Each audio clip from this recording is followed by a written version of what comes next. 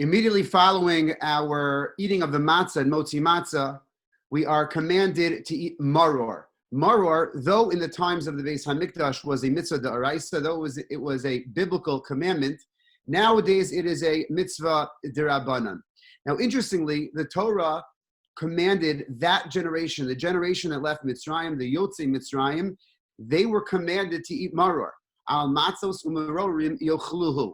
And Rashi tells us why. Why did they need to eat maror?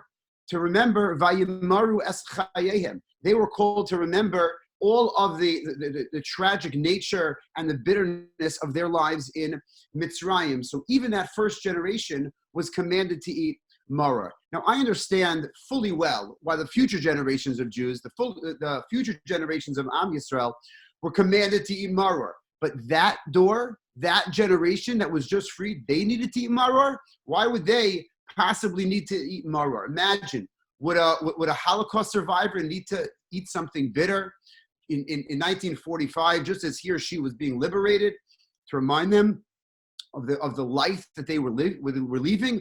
Why did that first generation need to eat maror to remember the bitterness of the servitude in Mitzrayim? Rabbi Friend, who I adore, in his sefer, in his new Haggadah, he quotes a sefer called the Ikvei Erev. Not sure what the Ikvei Erev is, but he highlights a quirk in human nature, in the human condition, that could help to come to understand and to help to answer our question. We probably have noticed this in our own lives. Imagine if a person, this probably happened to some of us, a person wakes up with excruciating tooth pain, really horrible toothache, that they get on the phone, they call the dentist, they're crying to us, please, can you help me? The dentist is wonderful.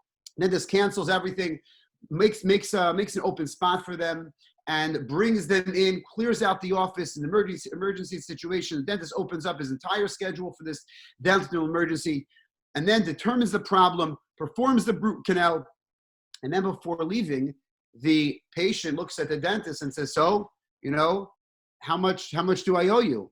And the dentist says, "Oh, you know what? How about you just give me half of what you were ready to pay me this morning when you made the phone call?" So for most of us who've ever had run-ins with tooth pain, know that when in pain, we'd give our entire bank accounts, we'd empty out the bank.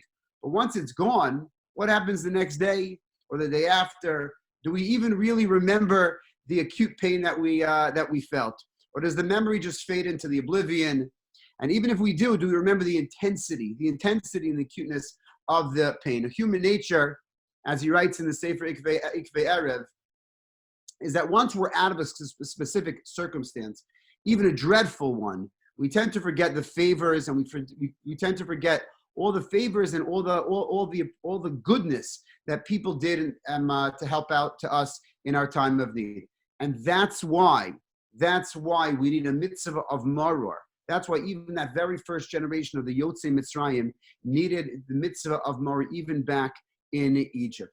Having been freed from the backbreaking labor, the Gemara in Rosh Hashanah tells us that the people were freed more than a half year. They stopped doing the arduous, backbreaking, intense labor more than half a year before they actually left Mitzrayim.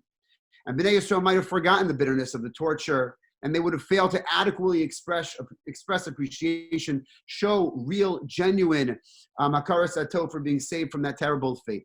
Hashem therefore commanded us to eat maror, them to eat maror, even at that first Seder, to ensure that they would feel and express the requisite appreciation for their freedom. So therefore, the maror carries with it an additional layer of meaning and the responsibility. We must be careful to look back at our own lives and make sure that we show appreciation to everyone for everything that we have received from everybody else. We need to make sure and reach out and express gratitude for all that others have given to us. We can't forget, we can't downplay. We have to realize that every lending hand and every open hand was an amazing act of chesed that we benefited from. One of the worst midos is to be a kafui tov, a person who rejects the goodness of other people and says, "Oh, you know what? They had ulterior motives and it wasn't so hard for them. They didn't really go out of their way." No. When we receive any goodness, we have to give proper and adequate hakaras hatov, show our gratitude and show our appreciation. And al-achas kama v'kama, even more so, we have to show our thanks, our hakaras hatov to HaKadosh Baruch Hu for all that He has blessed us. And it's probably even more instructive this year, when we are a little bit unnerved by the current situation, by the fact that we're not in a larger Seder with all of with our extended family, and we're just with our nuclear family, which is a very, very wonderful and special opportunity.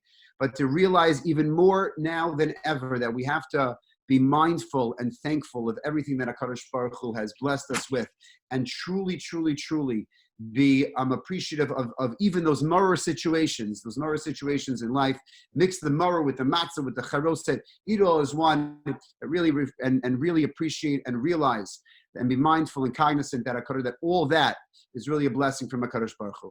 May everyone have a wonderful, wonderful, wonderful Yontif and a Chag Kosher Ubari V'Sameach. Yontif.